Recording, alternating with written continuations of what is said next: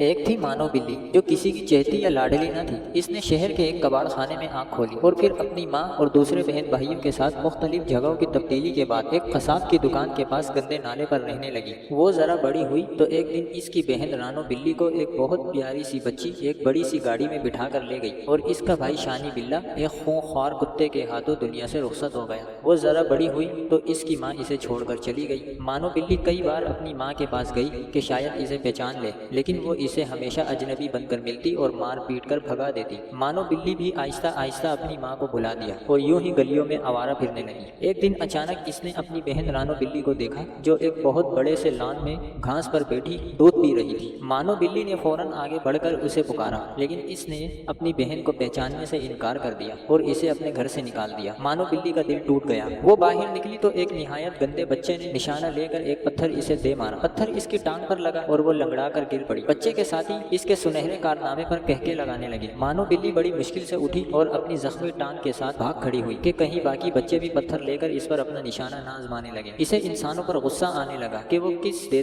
دلیری سے ہم جیسے معصوم جانوروں پر ظلم کرتے ہیں اور انہیں کوئی کچھ نہیں کہتا۔ وہ اپنی زخمی ٹانگ کے ساتھ ایک گھر میں داخل ہوئی تو وہاں ایک مہربان بچے سے اس کا واسطہ پڑا۔ بچے کو اس کی حالت پر بہت ترس آیا۔ کچھ دیر بعد وہ اس کے لیے ایک پیالے میں دودھ لے آیا۔ مانو بلی پہلے تو جھجکی، اسے بھوک بھی زور کی لگی ہوئی تھی۔ اس نے بچے کی طرف دیکھا جو دور جا کر کھڑا ہوا تھا۔ مانو بلی نے تھوڑا سا دودھ پیا تو اس کی بھوک اور زیادہ جاگ اٹھی۔ اس نے جلد ہی سارا دودھ پی لیا اور لیٹ گئی۔ بچہ اس کے پاس آہستہ آہستہ آگے بڑھا اور بڑے مہربان ہاتھوں سے اس کی زخمی ٹانگ ٹٹولی۔ پھر وہ اندر چلا گیا تو مانو بلی نے بھاگنے کا سوچا، مگر اپنے اس نئے مہربان دوست کو چھوڑنے کا اس کا جی نہ چاہا۔ آخر بچہ آیا تو اس کے ہاتھوں میں مرہم پٹی تھی۔ مرہم پٹی ہونے کے بعد مانو بلی کو کچھ سکون ہوا تو وہ سو گئی۔ اگلے دن بچہ اسے اپنے گھر کے اندر لے گیا۔ اس کے والدین بھی مانو بلی کو مہربان آنکھوں سے دیکھنے لگے۔ چنانچہ جلد ہی وہ اس گھر میں گھر کے ایک فرد کی طرح رہنے لگی۔ مہربان بچہ اسے لے کر باہر جاتا، اس کے لیے اس کی پسندیدہ غذا لاتا، اسے صاف ستھرا رکھتا۔ مانو بلی کا دل وہاں لگ گیا۔ ان سب کی مہربانیوں کا صلہ اس نے یہ دیا کہ اس گھر میں تمام چوہوں کو گھر چھوڑنے پر مجبور کر دیا۔ لال بیگ اور دوسرے کیڑے مکوڑے بھی اس نے ختم کر ڈالے۔ جب وہ آئی تھی چوہوں کی جان پر بنی ہوئی تھی، ان کا کوئی حربہ کامیاب نہ ہوتا۔ مانو بلی جھٹ انہیں پکڑ لیتی اور کھا جاتی۔ اچھا کھانا، آرام اور سب کی توجہ ملنے لگی تو مانو بلی آہستہ آہستہ کامچور ہونے لگی۔ کھا پی کر وہ سارا دن اور رات سوتی رہتی۔ اکثر چوری چھپکے سے دودھ بھی پی لیتی، کبھی دوسری چیزیں بھی چپکے سے ہڑپ کر جاتی۔ زیادہ کھانے کی وجہ سے مانو بلی بہت موٹی ہو گئی۔ چلنا پھرنا اس کے لیے دوبر ہو گیا۔ ایک روز چوہوں نے باورچی خانے پر ہلہ بولا تو مانو بلی ان کے پیچھے دوڑی، مگر جلد ہی تھک گئی۔ چوہے بھی مانو بلی کی کمزوری جان گئے تھے۔ وہ ہر روز ادھر ادھر پھرتے اور مانو بلی انہیں پکڑ نہ پاتی کیونکہ وہ بہت موٹی ہو گئی تھی۔ دوڑنے سے اس کا سانس پھول جاتا